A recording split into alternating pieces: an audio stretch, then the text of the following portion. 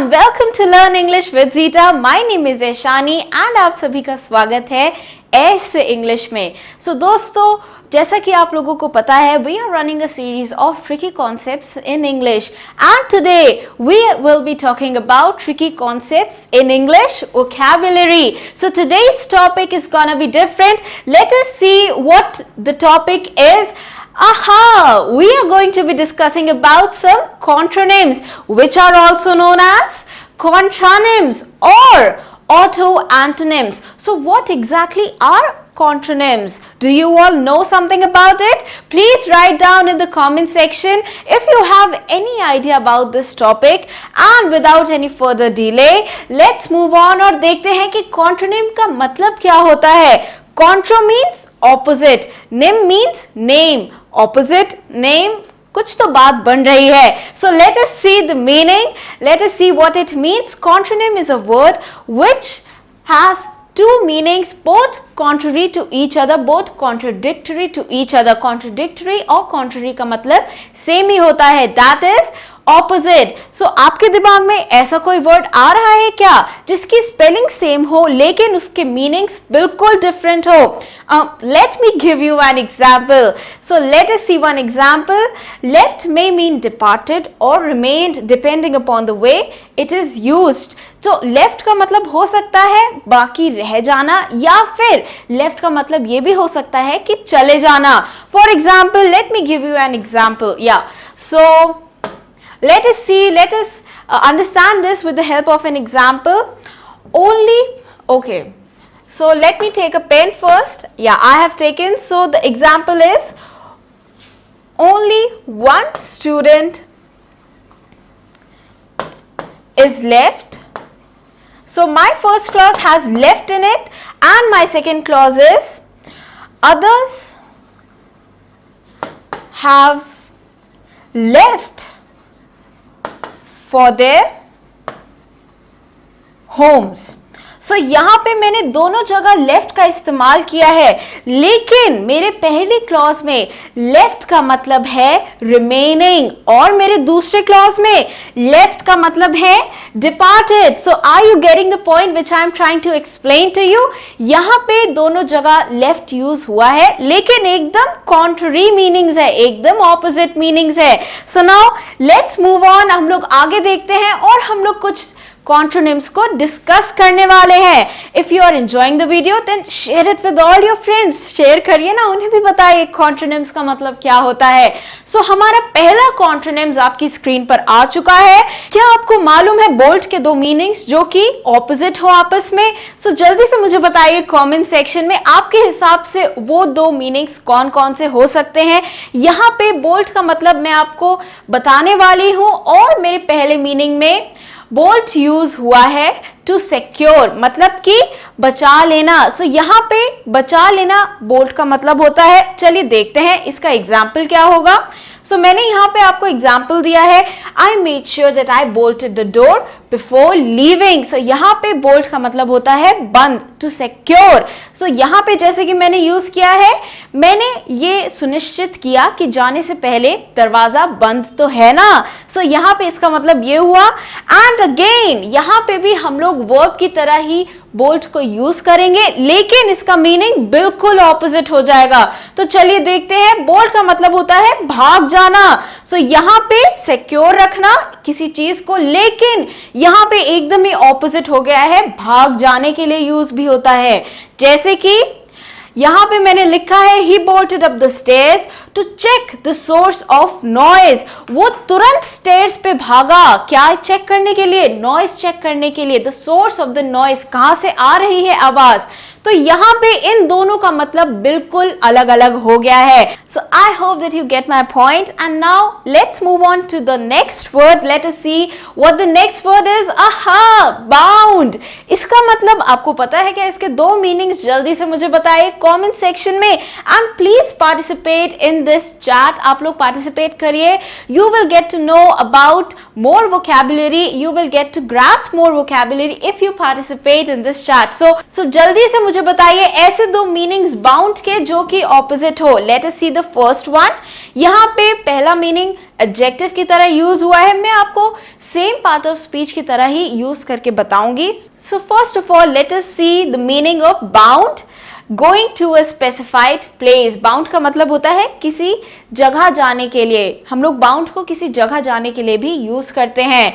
जैसे कि He was in a Delhi bound train. वो दिल्ली की ओर जाने वाली ट्रेन पे सवार था. So यहाँ पे बाउंड का मतलब ये हो गया है, लेकिन बाउंड का मतलब ये भी होता है, देखिए तो जनाब, रेस्ट्रिक्ट कर देना. So जैसे कि आप लोग स्कूल में रूल्स एंड रेगुलेशन से बाउंड है, सीमित है. So यहाँ पे इसका मतलब ये भी होगा. For example, we are bounded by certain conditions. हम लोग सर्टेन कंडीशंस से बंधे हुए हैं. सो यहाँ पे रेस्ट्रिक्ट कर देना बाउंड का भी मतलब हो सकता है. So are you getting my point? If you get my point then like the video and share it. Yeah, so now let us move on and we have the third contronym over here, that is buckle. Buckle का मतलब आपको पता है क्या? As a noun I can tell you one meaning. So as a noun it can mean the buckle of your belt. यहाँ पे buckle belt के लिए भी यूज होता है, लेकिन let us see what this word has to offer in the form of verb. So yeah, the first meaning is to fasten with a buckle. So, किसी चीज को बांधना, बकल से बांधने के लिए भी यूज होता है. Let us see. Yeah. So my first example is buckle your seat belts. So when you are sitting on an airplane, the air hostess they tell you to buckle your seat belts before the plane is going to take off. So यहाँ पे इसका मतलब ये होगा, buckle का मतलब to fasten, किसी चीज को बांधने के लिए यूज होता है, लेकिन उससे एकदम ही ऑपोजिट होता है to collapse, गिर जाना. So यहाँ पे देखते हैं the wall buckled under tremendous pressure. So the wall buckled, wall गिर गई, collapse हो गई. So यहाँ पे buckle का मतलब ऐसे भी यूज होता है. So the wall buckled under tremendous pressure. Tremendous pressure का मतलब होता है बहुत ज्यादा फोर्स के कारण वो गिर गई, बहुत ज्यादा प्रेशर के कारण वो कोलैप्स हो गई ग्राउंड पे. So इसके ये दो मीनिंग्स थे. एंड अगर आपके पास और कोई मीनिंग भी है तो भाई हमें बताइए और सबको बताइए कमेंट सेक्शन में जल्दी से लिखकर. सो या लेट अस मूव ऑन. हमारे पास हमारा चौथा कॉन्ट्रोनिम आ गया है, दैट इज डस्ट. डस्ट का मतलब धूल भी होता है, उसे हम लोग नाउन की तरह यूज करते हैं, लेकिन इसके अलावा आप लोग मुझे जल्दी से बताइए डस्ट के दो मीनिंग्स वर्ब की तरह. देखिए आ गया ना ट्विस्ट कहानी में. So now tell me the meaning of dust as a verb. So मेरा पहला मीनिंग तो है ये. So my first meaning is to remove dust from a surface. जैसे कि आप लोग घर में डस्टिंग करते होंगे. So you dust the floor. So you dust the furniture. So यहाँ पे इसके लिए ऐसे यूज होता है dust. So now let us see an example of dust. मैंने आपको यहाँ पे एग्जाम्पल भी दिया है. She dusted the vase carefully. Vase. So ये वास ऐसे बोलेगा, वास नहीं बोलेगा. इसका भी आप लोग ध्यान रखिएगा इसके प्रोनाउंसिएशन का. She dusted the vase carefully. उसने गुलदस्ते से सावधानी से धूल हटाई, इसका मतलब ये होगा. And the second meaning which is again used as a verb, इसका मतलब होगा to cover with a powdered surface. किसी चीज को कवर करना. सो जैसे कि आप रोटी बनाने से पहले कभी कभी फ्लावर को स्प्रिंकल करते हैं चपाती के ऊपर. So now let us see the example. Flour is dusted to prevent stickiness. So stickiness को हटाने के लिए फ्लोर को हम लोग डॉ पे लगाते हैं, DOUGH. सो आटे पे लगाते हैं, आटे की गोली पे लगाते हैं. सो उसके लिए भी ऐसे यूज हो सकता है. Now the fifth word on your screen is flog. Flog का मतलब जनरली मारना होता है या फिर लैश के लिए यूज होता है ये. बट हम लोग फ्लॉग का मतलब वर्ब की तरह भी देखने वाले हैं. हमारा पहला मीनिंग है. सो फ्लॉग का मतलब होता है टू प्रमोट, और इतना प्रमोट करना कि वो खराब हो जाए, इतनी बार करना कि कोई उस पर अब ध्यान ही नहीं देगा। जैसे कि हमारा ये आपके सामने एग्जाम्पल है, a good promotional idea was flogged to death. इतना अच्छा प्रमोशनल आइडिया था, लेकिन उन्होंने इतना प्रमोट किया, उसे इतना प्रमोट किया कि आइडिया ही बेकार हो गया। सो इसका मतलब ये होगा, but the second meaning is this. हम लोग सेकेंड मीनिंग में भी इसे वर्ब की तरह ही यूज करेंगे, and the meaning of this will be to beat और क्रिटिसाइज, किसी को क्रिटिसाइज करना या फिर किसी को मारना। So now let us see the example. The idea was initially flogged by the critics. So the idea was initially flogged by the critics. So critics ने idea को फ्लॉग कर दिया, क्या करा, क्रिटिसाइज किया। और क्रिटिक्स कौन होते हैं, जो क्रिटिसाइज करते हैं, they are known as critics. So yeah you are getting my point. अगर आपको ये वीडियो अच्छी लग रही है then share it with all your friends, और अपने भी एग्जाम्पल्स मुझे कमेंट सेक्शन में जल्दी से लिख के बताइए। I will be seeing all your examples. So now let us move on without any further delay, and we have the sixth word over here which is overlook. आपको overlook करने का एक मतलब तो पता होगा, बट देख लेते हैं कि हम लोग क्या ऑफर करेंगे आप लोगों को। So our first meaning of overlook is again used as a verb, और इसका क्या मीनिंग होता है, टू इग्नोर, किसी चीज को ओवरलुक कर देना, मतलब इग्नोर कर देना। जैसे कि मैं आपको बता सकती हूं, initially she overlooked all her faults. उसने शुरू में उसकी सारी गलतियों को नजरअंदाज किया। ओवरलुक का मतलब नजरअंदाज करना होता है। इसका दूसरा मतलब जो कि पहले मतलब से एकदम उल्टा है, और वो क्या है, चलिए देख लेते हैं। टू व्यू फ्रॉम अबव, जैसे कि you book A hotel room that overlooks the mountain range. आप एक होटल रूम अपने लिए बुक करते हैं बाहर जाने से पहले, जहां से आपको पूरी माउंटेन रेंज दिखे। Now let us see another example. We sat out in balcony that overlooked a garden. हम लोग ऐसी बालकनी में बैठे जहां से अच्छे से गार्डन हमें नीचे नजर आता है। नीचे से ऊपर से देखने के लिए हम लोग ओवरलुक का इस्तेमाल करते हैं, जैसे कि मैंने आपको अभी बताया। आप लोगों के पास अगर कोई और एग्जाम्पल है, प्लीज अपना एग्जाम्पल भी हमें बताइए। कहां पे, नीचे कमेंट सेक्शन में।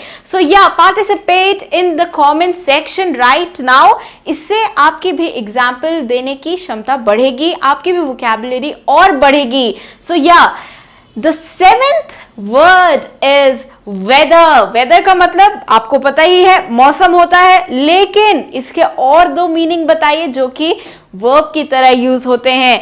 जल्दी से मुझे बताइए अपना एक मीनिंग जो कि वर्ब की तरह यूज होता है। मैं आपको अपना एक मीनिंग बताती हूं। मेरा मीनिंग है to wear away. Wear away खराब हो जाना। वेयर अवे का मतलब यहाँ पे खराब होने के लिए यूज होता है। जैसे कि मैं आपसे बोल सकती हूँ, his face was worn and weathered. उसका फेस झुर्रियों से भर गया था। वो इतना काम करता है, वो इतना एक्सपोज्ड रहता है सन में कि वो वेदर हो गया, उसका फेस वेदर हो गया। वेयर अवे, आपको मतलब समझ आया ना। चलिए अब हम लोग बढ़ते हैं अपने नेक्स्ट मीनिंग की तरफ, जो कि फिर से वर्ब की तरह यूज होगा, और उसका मतलब क्या होगा, टू विथस्टैंड अ डिफिकल्टी और डेंजर। किसी डेंजर या डिफिकल्टी को सहने के लिए भी वेदर का इस्तेमाल होता है। अरे बड़ी अच्छी बात है, चलिए देख लेते हैं इसका एग्जाम्पल भी क्या होगा, कैसे यूज होता है। Company could not with a recession। यहाँ पे वेदर यूज हुआ है सहने के लिए, लेकिन कंपनी रिसेशन, मंदी को सह नहीं पाई। यहाँ पे वेदर हम लोग सहने के लिए यूज करेंगे, और हमारा पहला मीनिंग था खराब हो जाना। वेदर के ये दो मीनिंग थे जो कि आपस में एकदम ही ऑपोजिट है। इसका आप लोगों को ध्यान रखना है, because we are starting about contranym. You have to remember this point. और चलिए आगे बढ़ते हैं, और आगे बढ़ते बढ़ते हमारा असाइनमेंट आ गया है। This is your assignment. आपको इसे मुझे कमेंट सेक्शन में आंसर करना है। So now let us see what are two opposite meanings of wear. अभी हमारे पास आया टू वेयर अवे, लेकिन वेयर के भी दो मीनिंग्स होते हैं, और ये आपका असाइनमेंट है। मुझे जवाब दीजिएगा कहां पे, नीचे कमेंट सेक्शन में। So you have to give two meanings which are contrary to each other. Yeah, this is the assignment, and thank you so much everyone for watching this video till the very end. I will meet you in the next video of Tricky Concepts in English. Yeah, bye bye and take care.